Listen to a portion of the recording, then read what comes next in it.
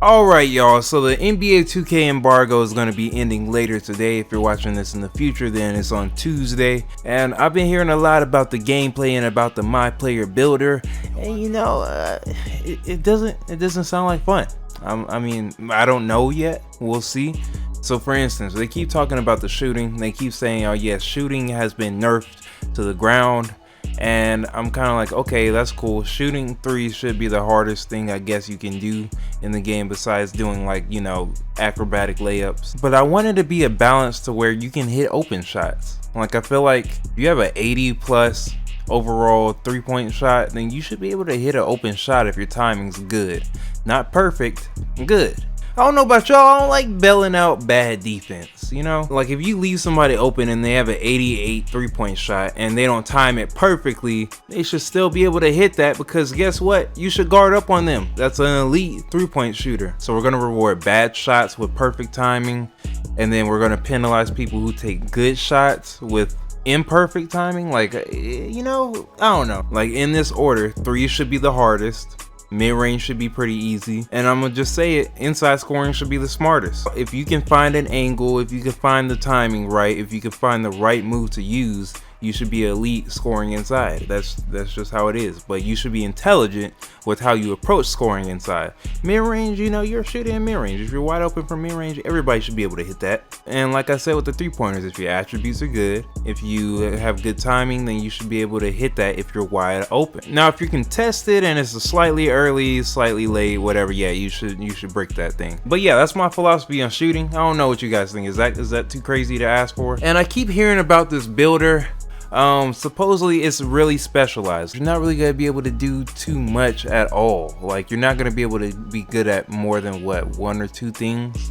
And I'm like, come on now, y'all. I get we want balance, but there's a way to balance this. So you're telling me if I'm good at dribbling, I can't be good at anything else? That's why I'm just going off of what I've heard. I don't know if it's facts or not, but that's what I heard. Or if you're like great at defense, you can't be good at anything else. Like, that is not how NBA works. Like, if you ever watch the NBA, the superstars are great at like 3 things and they have like 1 weakness. Steph Curry, he's good at finishing inside. He's a great 3-point shooter, great dribbler, but he's not the best passer and he's not the best at defense. So that's his weaknesses. LeBron, he's not the best at shooting threes, and also he's not a great free throw shooter. And you can argue his defense has been sus in the last couple of years.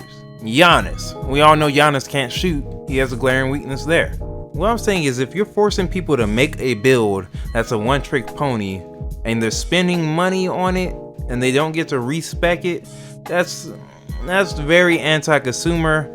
And I don't care what you try hard to say about balance. I'm not trying to spend my money to be a role player. Maybe you other YouTubers are, but no, that sounds like the most anti-consumer thing ever. I'm not trying to be just a shooter, just a playmaker, just a slasher, just a defender. Superstars can do more than that. I feel like the system they had last year was good.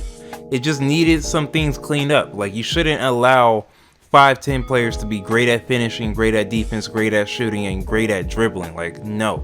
You know, you should have your weakness. You should pick something. You should pick 2 things that you're amazing at, 1 thing that you're good or average at, and 1 thing that you're bad at. Like, that's a pretty simple makeup of a character, I would think, right? Like, that's pretty balanced, you know? I feel like they were on to the right thing. Like, I liked my build last year. He was able to do a little bit of everything, and I'm like, okay, he shouldn't be able to do all of these things. Like, maybe you should sacrifice my defense. Maybe you should sacrifice my dribbling and passing. Maybe my finishing. Something's got to go. I shouldn't be able to do all 4 categories, but I also shouldn't just be stuck in one. Now, if you're like me and you play with randoms, then you know sometimes you need to be capable of doing just more than 1 thing. I'm a pass first point guard, and sometimes I have to take it into my own hands to score the ball or to play crazy good defense to carry the defense. I won't be able to do that if I'm one-trick pony. Which means with playing with these randoms, it's just a toss-up if I'm gonna win or not, because I don't know what team composition I'm gonna have. And my final point is this: we can't forget about the casual player.